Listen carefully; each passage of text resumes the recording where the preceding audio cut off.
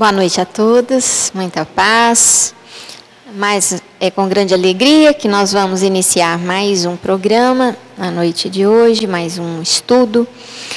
E a gente convida vocês a participarem conosco, nos trazendo as perguntas para que nós possamos trocar as ideias, né?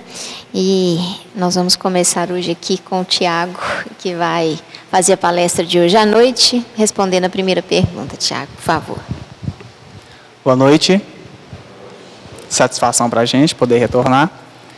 Tem uma pergunta aqui que diz assim: a comunicação com os espíritos foi criado pelo espiritismo?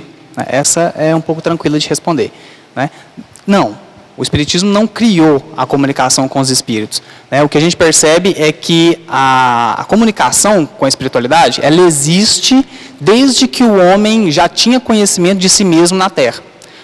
Foi aquela coisinha que ficou simbolizada, quando a Eva come a maçã. É o momento do clique, onde o ser consegue ter consciência de si mesmo, que até então ele não tinha, era como se fosse um ser inconsciente. Então, a partir desse momento, onde o espírito já está, se você ler no livro dos espíritos, você vai ver lá, escrito espírito com o E inicial maiúsculo. É uma forma que eles encontraram de diferenciar o espírito com E minúsculo, que ainda é o espírito que não passou para, que ainda não tem essa inteligência elaborada que está em nós humanos. Então, esse espírito que ainda tem apenas o princípio inteligente, mas que ele ainda não está elaborado, lá no livro dos espíritos vocês vão ver isso, com o espírito com o E minúsculo. E depois com o E maiúsculo já significa esse espírito com a inteligência. A partir desse momento, aqui no nosso planeta, já havia comunicações com o espírito. Sempre houve. A questão é, nós, à medida que nós vamos evoluindo, nós vamos cada vez mais nos eterizando. Nós vamos perdendo massa mesmo, nós vamos perdendo carne. Se você for olhar museus, por exemplo, que tem armaduras, dos romanos, daquele pessoal mais antigo, você vai ver armaduras enormes, sujeitos de 2 metros, sujeitos muito fortes. À medida que a gente vai evoluindo, a gente também vai perdendo um pouquinho dessa carne, a gente vai perdendo um pouco de matéria. Por quê? Porque o espírito vai cada vez mais se eterizando. E o nosso veículo físico, ele acompanha também a evolução espiritual. Então, cada vez mais que o seu veículo físico está mais eterizado, quer dizer que a comunicação com esse espírito se torna mais facilitada. É uma questão de lógica, é uma questão fácil da gente entender. Quanto mais carne, quanto mais matéria nós temos, é claro que isso não quer dizer que uma pessoa aqui que seja forte e tudo não tem essa comunicação. Isso antigamente. Por quê? Porque a percepção espiritual deles era reduzida. A consciência de que havia uma espiritualidade era reduzida. Então, à medida que a gente vai ganhando consciência sobre o ambiente e sobre nós mesmos, é lógico que essa comunicação com a espiritualidade vai ficando mais fácil de se dar. Então, ou seja, Moisés comunicava com o espírito. Moisés tinha a tenda do conhecimento, A tenda do conhecimento do Moisés, gente, era uma tenda onde havia liberação de ectoplasma. E lá materializava um espírito e conversava com ele. Então, ou seja, nos tempos de Moisés, Abraão, todo mundo conversava com o espírito. Hoje, o tema da nossa fala é João, que diz: não acrediteis em todos os espíritos, ou seja, tem comunicação com o espírito. Então, isso veio acontecendo ao longo da história. Quando chega no espiritismo, o espiritismo sistematiza. Essa é a grande jogada do espiritismo. Porque ele sistematiza uma forma de você entrar em contato com a espiritualidade, mas sem ser enganado, sem levar gato por lebre, sem estar sempre, sem poder saber como que você vai identificar essas comunicações que chegam até você. Então, você lê o livro dos médiuns, por exemplo, capítulo 24, Identidade dos Espíritos. O Kardec faz um tratado de como identificar uma mensagem de um espírito. Se é boa, se não é, se é fidedigna, se não é. Então, o espiritismo só teve a função de sistematizar essas comunicações do espírito, com os espíritos e de facilitar o processo. Quando ele explica como que se dá o processo, por exemplo, numa reunião mediúnica, ele facilita. Ele facilita com que essa comunicação se dê cada vez mais. Kardec diz assim, olha, se você fizer testes em todas as famílias, não vai haver uma só família que não terá um médium lá dentro. Kardec. Não vai haver uma família que não tenha alguém lá dentro que seja capaz de se comunicar com os espíritos. Então o espiritismo veio banalizar, né? Essa é a palavra, ele veio para banalizar essas comunicações que antes eram rodeadas de uma aura de misticismo, né? De conversa com deuses e aquela coisa toda. Então a única função do espiritismo foi essa, tá? Ele não criou, ele só explicou, facilitou e sistematizou essa comunicação.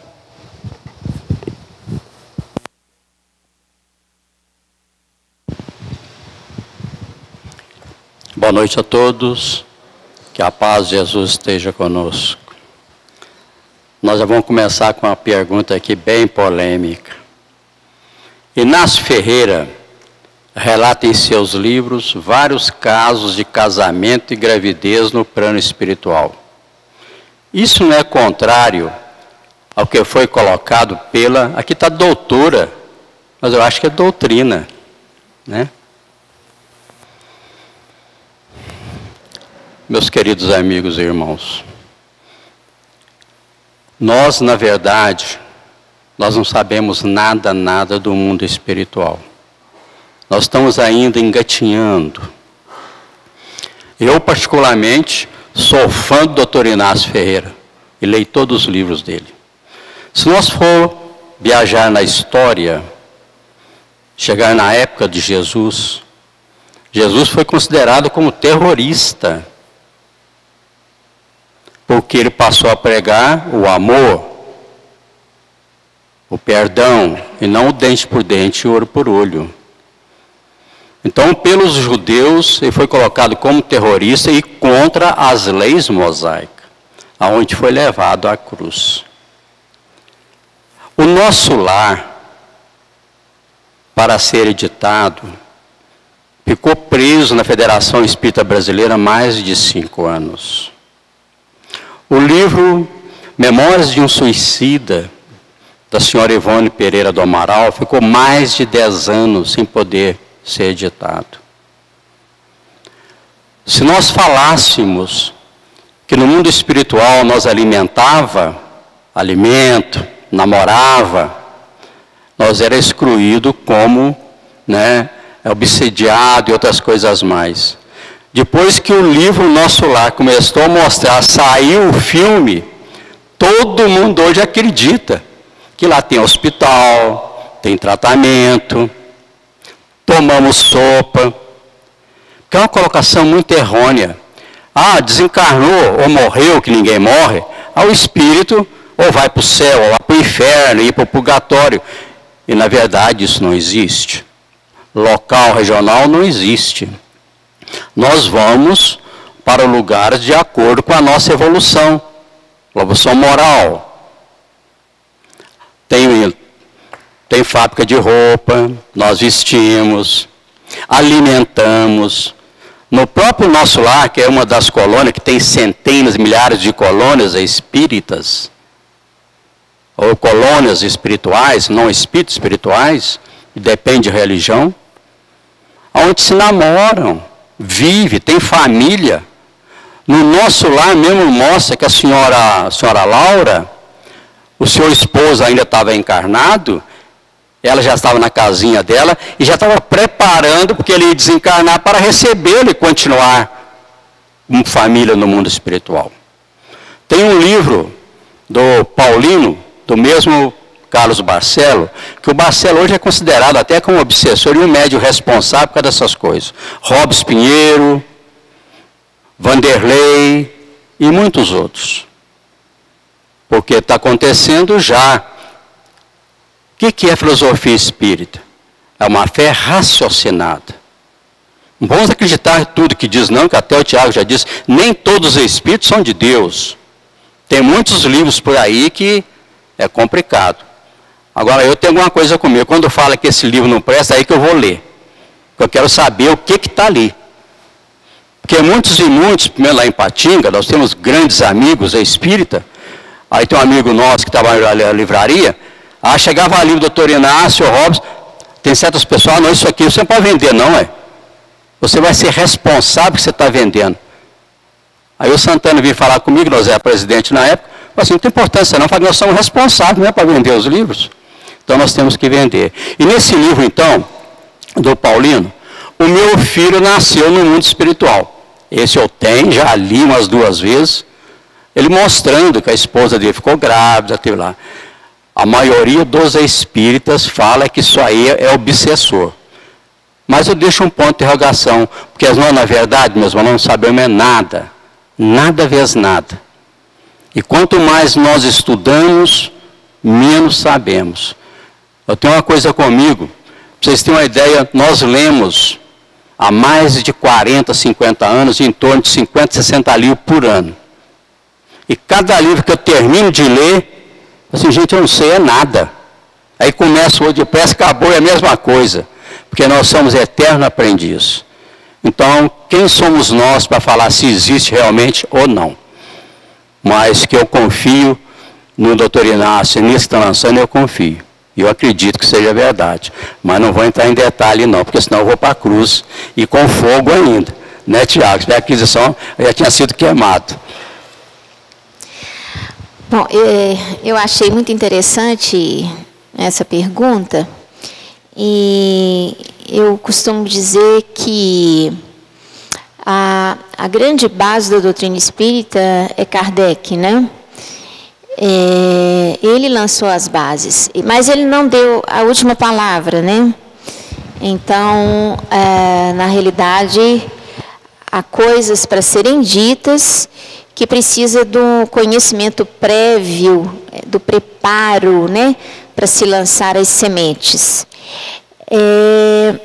O que fica muito claro, segundo Kardec, é que a mente, a consciência, ela tem uma ação muito grande sobre o elemento material, o fluido cósmico universal, né?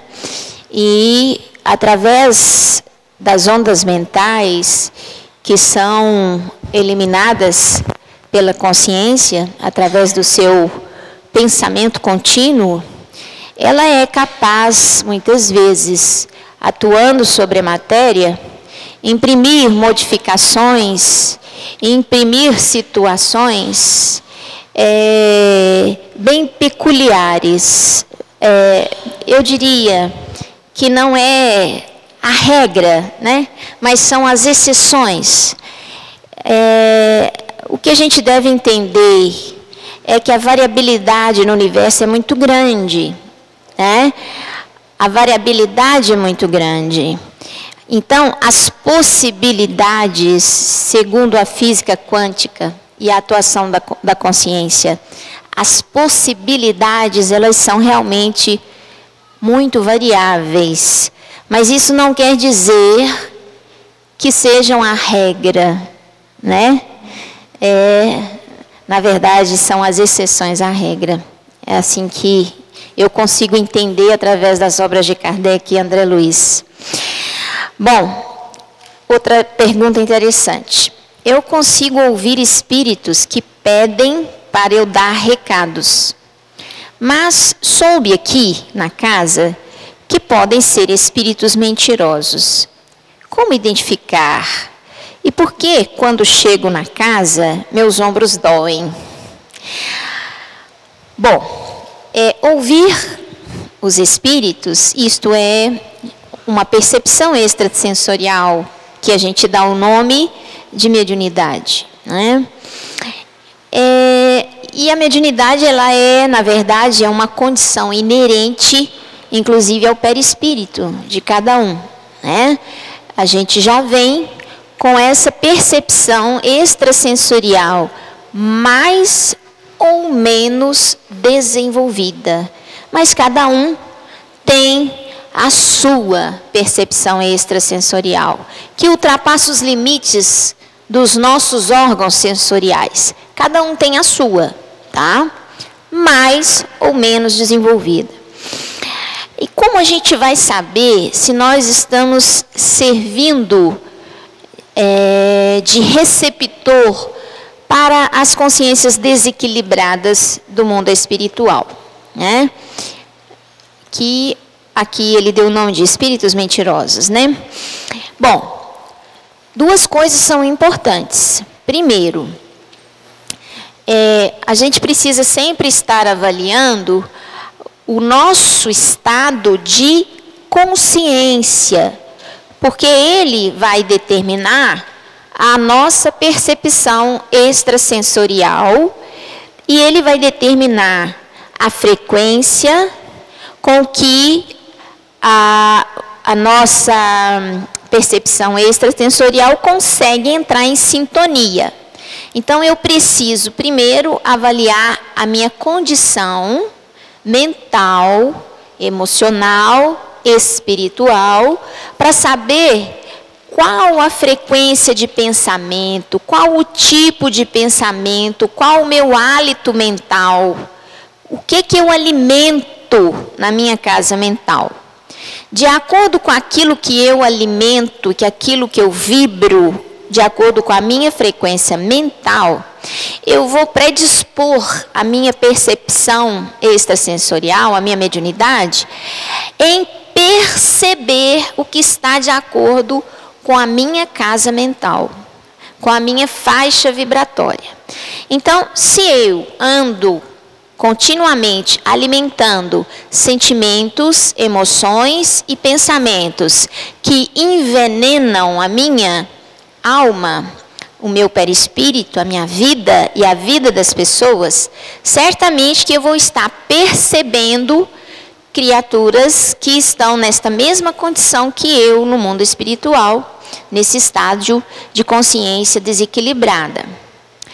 Além disso, a gente tem que observar o que foi dito, o que eu percebi, a mensagem.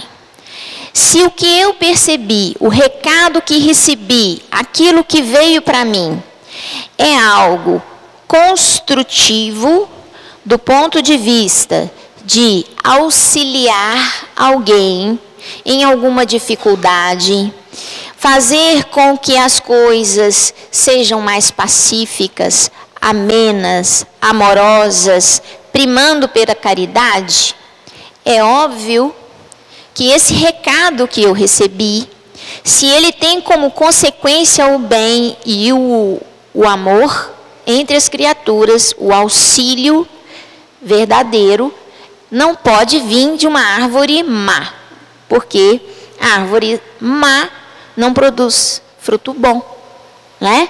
É a árvore boa que produz o fruto bom. Então, se o recado que você recebe, ele vem para trazer auxílio, para melhorar uma situação, para alavancar a resolução de um problema, do ponto de vista, levando-se em consideração o respeito, o amor, a ética, a solidariedade, evidentemente que é um espírito equilibrado e que quer ajudar, que está te transmitindo o recado. Mas se esse recado não atende a nenhum pré-requisito do bem, respeito, amor, solidariedade, carinho, apoio, auxílio, caridade, não atende a nenhum pré-requisito do bem, obviamente que vem de uma consciência tão desequilibrada quanto a minha, que fui capaz de perceber o recado que ele quis trazer, né? Então eu preciso orar por ele, fazer-lhe uma oração e fazer uma oração para mim mesmo, para que eu possa então me reequilibrar, me reerguer. Inclusive, que o peso que se sente nos ombros quando chega a casa pode exatamente representar isso, né? O peso de toda uma energia mental que eu cultivo no dia a dia e que está envenenando, por assim dizer, espiritualmente o meu corpo espiritual. Está se adensando, se densificando em minha própria aura, né? Então, eu preciso rever a minha maneira de pensar, rever os meus hábitos, cultivar a leitura dos bons livros. Não precisa ser só livro espírita, gente. Um livro de filosofia que me faz crescer, um livro de psicologia que me ajuda a entender a mim mesmo. Tudo isso são instrumentos da providência divina colocados em nosso favor, em nosso meio. E podem ser utilizados, né? Então eu preciso utilizar de todos os instrumentos para modificar a minha esfera mental e então eu conseguir elaborar a minha percepção extrasensorial e identificar com mais segurança qual aquele recado que eu devo dar e qual aquele recado que eu não devo dar, ok? Só uma contribuição à pergunta respondida pelo Willey, que é a questão da gravidez. Como o Willey respondeu muito bem, né, sobre a questão das outras visões, né, Willey, que há, só uma contribuição, tá, gente? Erasto, no livro dos Médiuns, ele diz assim, na dúvida, rejeite. Então, se você leu, você está colocando em dúvida, se você está procurando saber sobre aquilo, mas ainda tem aí uma questão, então o Erasto ele é literal nessa frase, ele diz, na dúvida, rejeite. Né? É óbvio que, como o Willey disse, a gente ainda sabe muito pouco, mas é outra frase do Erasto, melhor rejeitar 9 verdades do que acreditar numa mentira. Então é só para a gente levar para o campo crítico. Né? Não estou dizendo também que seja verdade ou não, quero dizer que eu sigo isso nesse caso. Na dúvida, rejeite. A pergunta, devemos temer a Deus? E depois, e os espíritos malignos? É uma pergunta fácil de responder também. Porque num relacionamento, você gosta de ser temido ou você gosta de ser amado? Né? Então é fácil da gente resolver isso. No seu relacionamento com seu pai, com a sua mãe, com o seu esposo, você prefere ser temido ou ser amado? Então é a mesma coisa. Deus, é claro que Deus não está aqui para que a gente tema a Ele. Deus não necessita que nós temamos a Ele. Entende? Por quê? Porque Deus, Ele criou um arcabouço de leis e uma forma dessa sua criação para que a gente possa chegar à conclusão que no final das contas nós devemos amá-lo, não é temê-lo. Né? O José Saramago tem um livro chamado O Evangelho segundo Jesus Cristo. O Evangelho segundo Jesus Cristo, interessantíssimo. E ele captou muito bem isso aqui. E ele coloca lá um diálogo entre Jesus e o diabo. Ele coloca um diálogo dos dois. Aí Jesus chega para o diabo e fala assim, meu amigo, cansei, vocês vão ganhar mesmo, no final das contas, né, ou melhor, desculpa, é o contrário, né? O diabo chega para Jesus e fala, cansei, no final o bem sempre vai vencer mesmo, então não quero mais saber disso aí, não quero mais saber de fazer maldade, estou entregando a toalha. Aí Jesus vira para o diabo, no diálogo do livro, Jesus vira para o diabo e fala assim, você está doido? De onde é que você tirou isso? Você vai se entregar? Quer dizer que você não vai mais fazer maldade? Aí o diabo, não vou. Aí Jesus vira para ele e fala assim, não, meu amigo, você tem que continuar fazendo maldade, porque na verdade sem você eu não existo. Sem você eu não existo. Eu não existo. O que José Saramago está tentando dizer com essa frase, com esse diálogo? Ele captou, né, de forma extraordinária o que a grande parte das instituições religiosas fazem, que é estabelecer um medo na relação entre o homem e Deus, e nessa relação de medo que há entre homem e Deus, porque há sempre um diabo aqui que está tentando te cutucar e está tentando te levar para o outro lado. Então, ou seja, você teme tanto a Deus, e é esse o diálogo, que você vai precisar de um intermediário para fazer essa sua relação entre você e Deus. Esse é o pensamento da maioria das instituições religiosas. Então você precisa de um intermediário, você precisa de mim que eu vou fazer essa sua relação entre você e Deus.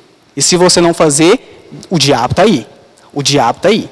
Então a doutrina espírita, quando ela vem trazer essa visão mais amorosa de Deus, ela está querendo dizer o seguinte, meu amigo, para que você precisa de intermediário? Vai direto na fonte. O que ela fala para você é isso. Você não precisa de um médium, você não precisa de um palestrante, Você não precisa de uma casa espírita, você não precisa de uma casa espírita, você não precisa de uma igreja, você não precisa de um padre. É só isso que a doutrina espírita fala. Vai direto na fonte. A relação principal entre você e Deus, Madre Teresa de Calcutá, meu amigo, no final das contas, é tudo entre eu e Deus. E acaba. Então, a relação entre você e ele. Então, ele não quer que você o tema, ele quer que você o respeite, ele quer que você o ame. Né? Agora, os espíritos malignos, devemos temê-los? Pergunta 550, se não me engano, mas se não for, está por ali. 550 do Livro dos Espíritos. Kardec questiona: pode um homem mau, com a ajuda de um espírito mau, fazer o mal para alguém? E eles também são clássicos na resposta: não, Deus não o permitiria. Nós ficamos com medo por causa de quê? Nós ficamos com medo por causa de quê? Se nós somos espíritos imortais, se o nosso companheiro, que aqui pode estar numa fase que ele ainda está, né, maligno, mas ele é um companheiro nosso e ele vai chegar no mesmo estágio que todos nós vamos chegar, então medo para quê? Então, se você estiver em contato com o espírito, se ele está te ameaçando, se ele está fazendo alguma coisa, através de sonho, numa reunião mediúnica, se você é médium, você vê espírito, e ele te ameaça, te amedronte, responda com amor. Responda com amor. Abrace ele, se puder. Né? É claro que não pode, estou falando abraçar aqui, no afeto.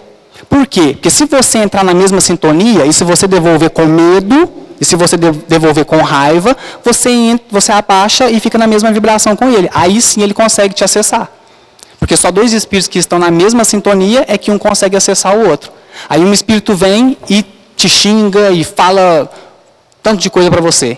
E você responde para ele com um sorriso. Fala assim: não, eu te perdoo, está tudo tranquilo, está tudo uma beleza. Pronto, você elevou. Na hora que você saiu da sintonia dele, ele não consegue te acessar. Ele pode fazer o que ele quiser, mas ele não consegue te acessar. A única forma que ele tem de chegar até você é ele também subindo, para ficar na mesma sintonia. Só que se ele elevar a sua sintonia, ele já não vai mais te odiar. Ele já não vai mais ser um espírito maligno, porque aí ele já vai passar a te respeitar também. Ele vai passar a te amar também. Né? Eu já contei isso aqui, mas a gente repete, porque vai ilustrar a situação. A gente estava num encontro, um tempo atrás, de jovens espíritas, né, EMEG, que chama. E lá teve uma reunião mediúnica.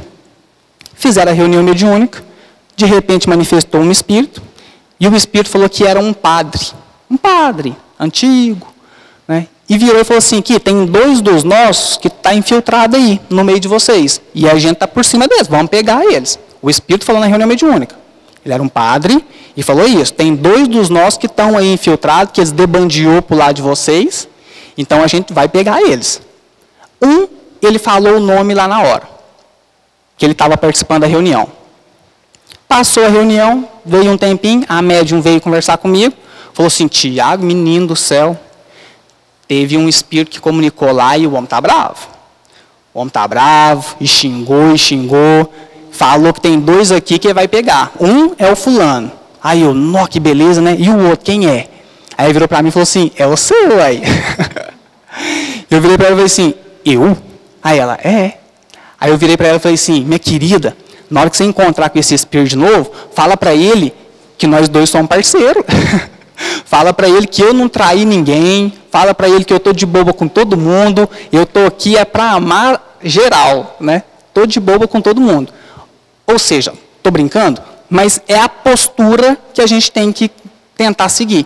Né? Pelo menos é a postura que eu achei que era acertada. Então é a postura que a gente tem que tentar seguir.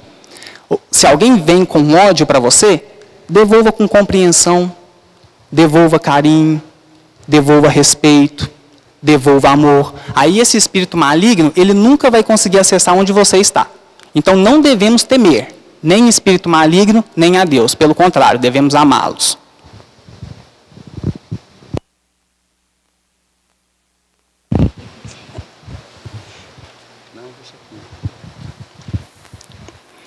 Essa pergunta aqui, meus amigos, nem eu sei responder. Se tem espíritos que não são criação de Deus, quem criou? Se Deus é pai de toda a criação, Ele mesmo já respondeu para ele. Não tem nem resposta, meus irmãos. Porque Deus, pergunta número 1 do livro dos Espíritos, inteligência suprema, causa primária de todas as coisas. Nós conhecemos o Deus antropomórfico, Deus mosaico, o Deus do ódio, o Deus da guerra, o Deus do perdão, o Deus da vingança, esse Deus que nós aprendemos. E vamos observar que dentro das filosofias religiosas, dogmáticas, não só as religiões dogmáticas, mas praticamente todas, tudo que acontece é Deus. Se nós cairmos o pé, a Deus que me castigou. Se teve doença, a Deus, eu falei, Deus nos criou simples e ignorante há milhões, bilhões de anos. E a maioria de nós, terráqueos, nós viemos de outros planetas, de outros mundos. Né? E nos deu o livre-arbítrio. Livre-arbítrio é liberdade. Nós temos o direito de fazer o que quiser, mas nós somos responsáveis pelos nossos atos. E o próprio Cristo, está lá no Evangelho, a plantação é livre, a colheita é obrigatória. Então, tudo que acontece conosco hoje, aconteceu ontem, vai acontecer amanhã, é a colheita que nós estamos plantando, que nós plantaram. Então, todos nós somos criados por Deus. Existem os arquitetos dos universos, que são co-criadores de Deus. Mas os espíritos, o mundo em si, que são mais de 200 bilhões de galáxias. Uns falam 240 bilhões. Estou falando que Emmanuel Filomeno de Miranda traz no mundo, no planeta transitório. Mas já falaram aqui em C8, não sei nem falar. Até eu falo, se vocês duvidam, vai conta. Porque nós não sabemos, ninguém sabe, nem a ciência sabe. Não sabemos ainda. Então são colocações, nem o mundo espiritual. Porque temos, a quem falou? Foi espírito tal. Pode ter sido. Mas o único que sabe da inteligência primária, o conhecedor de todas as coisas é Deus. Mas ninguém. Nem os Cristos. Que Jesus é um dos Cristos. Foi o espírito mais perfeito que passou no planeta Terra. Mas ele não é tão perfeito, puro e perfeito, senão ele seria Deus também, e ele nunca foi Deus. Então essa questão aqui era muito assim. Então, todos os espíritos foi criado por Deus. Senão, esse Deus não existia, tinha outro Deus que criou os espíritos, ele tinha criado o próprio Deus. Não é isso? Tem muita coisa a falar, mas não, meus irmãos. Como já nos foi dito, durante nossa evolução, estagiamos em diversos mundos. Sendo estes mundos, em sua grande maioria, incompatíveis com os corpos humanos que utilizamos na Terra, como se dá esse estágio? Utilizamos corpos humanos adaptados ao respectivo planeta ou encarnamos em corpos materiais de outra espécie de vida? Obrigada. Pergunta ótima, muito interessante, porque a gente precisa lembrar que, na verdade, o que nós conhecemos de modificações do fluido cósmico universal é o que se refere ao nosso planeta, quando muito ao nosso sistema solar, né? Fora do nosso sistema solar, a gente ainda não tem o conhecimento de todo tipo de matéria, de elementos químicos, de átomos, que são possíveis de serem encontrados, né, em outras regiões do universo, tá certo? Em outros sistemas solares. O universo, ele é gigante, né? Para não usar a palavra infinito, tá certo? Então, seria uma presunção muito grande nossa achar que só a tabela periódica existe no universo, né? E nada além da tabela periódica. Isso não é verdade, né? Em vista disso, a consciência, o espírito, o princípio inteligente do universo, ele pode se utilizar de várias estruturas materiais para sua manifestação. E essas estruturas podem variar de um planeta para outro, de acordo com os elementos materiais presentes naquele planeta, né? E com o que já foi conquistado em termos de formação de instrumentos de manifestação da consciência. Aqui no nosso planeta, o instrumento para a manifestação da consciência humana, atualmente melhor elaborado para executar a vontade dessa consciência, é o corpo humano, tá certo? É o corpo humano o instrumento melhor elaborado para isso, tá? Mas evidentemente que em outros planetas, em outros sistemas, em outras galáxias, a variabilidade é muito grande e nós acreditamos muito que existem outros tipos de corpos que não são os humanos. E mais ainda, que o próprio corpo espiritual, chamado perispírito, ele se constitui dos elementos presentes no planeta. Então, ele também tem que sofrer modificações quando essa consciência vai habitar outros planetas. Tanto que é muito interessante a gente ver nas obras de André Luiz, quando vem um espírito de escol muito elevado visitar as colônias aqui na Terra, próximo da Terra, o que acontece? Há uma materialização desse espírito, igual tem a materialização de espíritos em nosso meio, né? Então, o perispírito dessa criatura já tão evoluída, quando vem para o nosso ambiente, o nível energético que nós estamos, né? Ele precisa aurir o seu corpo espiritual de elementos daquele mundo para ele se tornar perceptível pelos outros espíritos que habitam aquele mundo, inclusive no plano espiritual, não só no plano da matéria, né? Então, na verdade, os corpos, eles se modificam de acordo com o mundo que o espírito vai habitar. Não só os corpos materiais, mas também os corpos espirituais. Vou pegar carona na resposta da Shirley para responder essa aqui. O que é a regeneração do planeta Terra que dizem estar acontecendo? O que é esse negócio aí que está acontecendo, né? O pessoal fala e não explica. Gente, também fácil de entender. Quando o espírito ele é criado, e ele vem estagiando, e ele vem aprendendo e passando nas suas várias existências, tem cada espécie de mundo que se adapta à estrutura psíquica que ele apresenta naquele momento. Então, ou seja, nós vamos nos relacionando aos pares. Quando eu digo aos pares, nós vamos procurando aquelas pessoas que pensam mais ou menos igual a nós, que sentem mais ou menos igual a nós, até porque isso é um mecanismo divino para que o espírito ele não fique deslocado no local onde ele está, sabe? Você já viu quando um sujeito ele não aprendeu ainda nada de cultura, né? Os vários casos que a gente tem, Casper House, né? O sujeito que às vezes ele é criado por lobos, ele é criado com os animais, aí você traz ele para o meio das pessoas, da civilização, aí ele não se adapta. Ele tenta, mas ele ainda mantém aquele instinto, né, de como ele foi criado, como ele foi educado.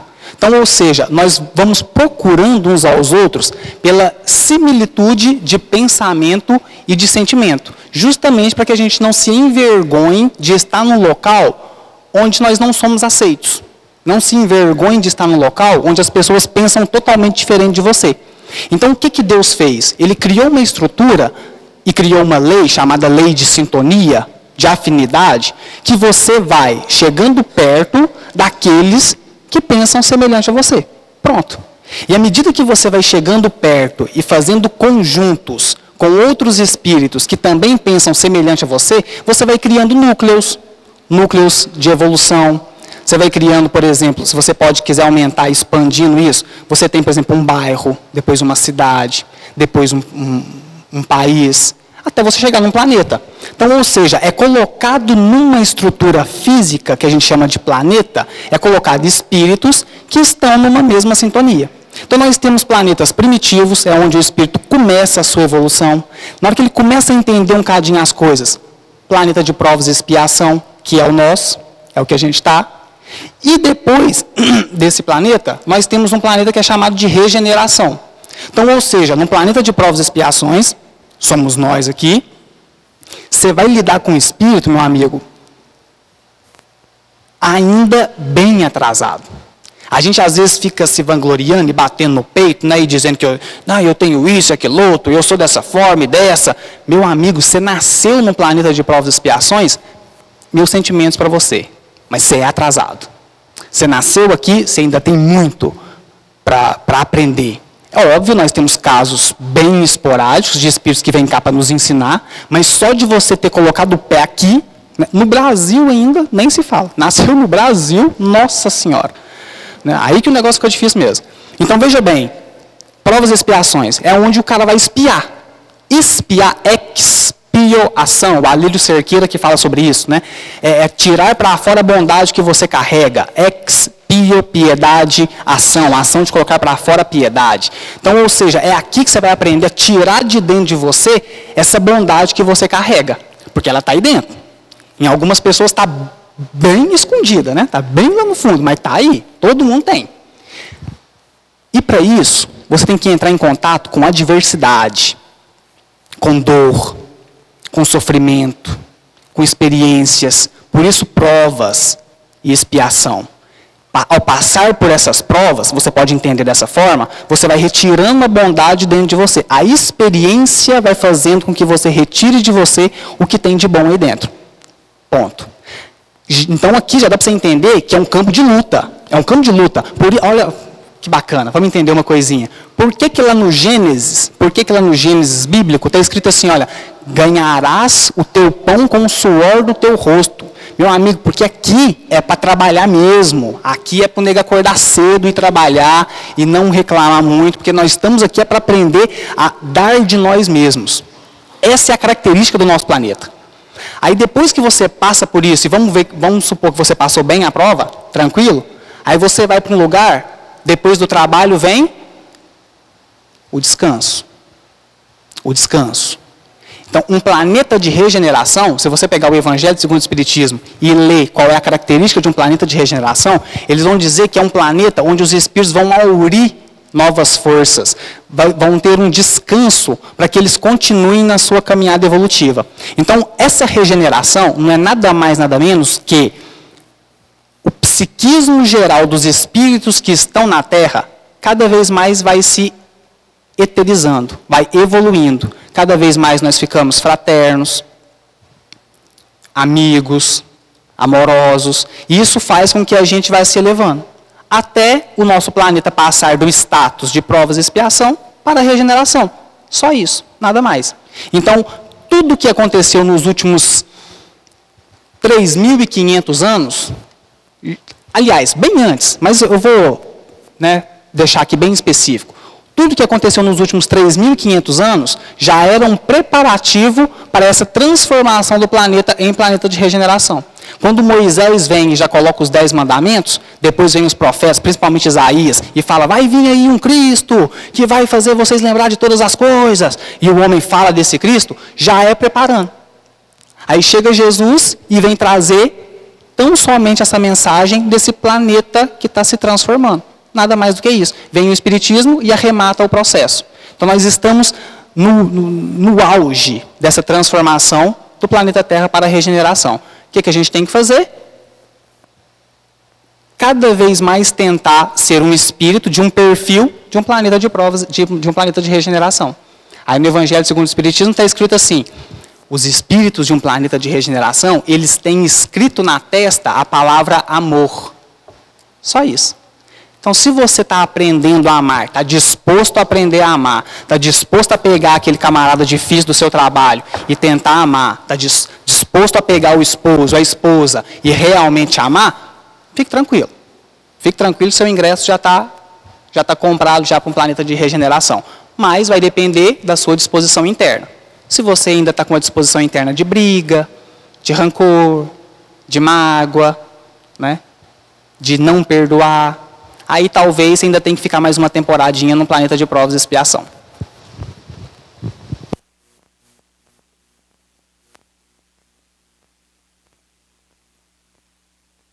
Tempo, né? Existe alma gêmea entre mãe e filho? Não existe alma gêmea como nós entendemos, meus irmãos. Alma gêmea nunca foi criado. Existe almas afins, espíritos afins. Mas na colocação, essa é minha alma gêmea. São colocações inadequadas, mas nunca foi criado almas gêmeas. Existe espíritos, almas afins.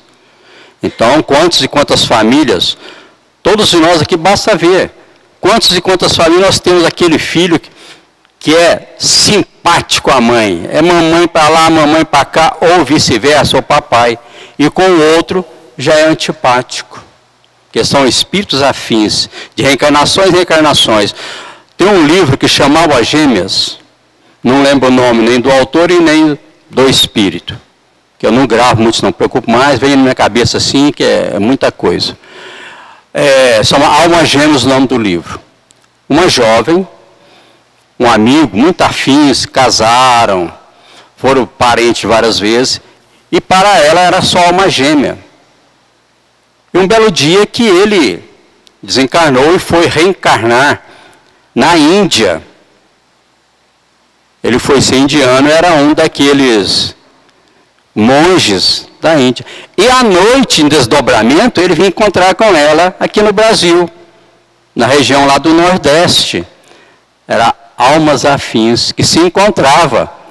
Não tem nada a ver de gêmeos. Ele lá na Índia e ela aqui no Brasil. É espírita e ele lá, indiano, né? Muçulmano, como é que fala? É budista, né? E budista, muçulmano. Então, como nós, essa é minha alma gêmea. São colocações inadequadas e equivocadas.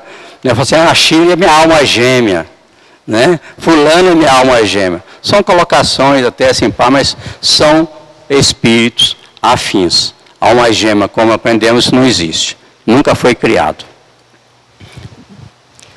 Dá para a última? Dá para a última?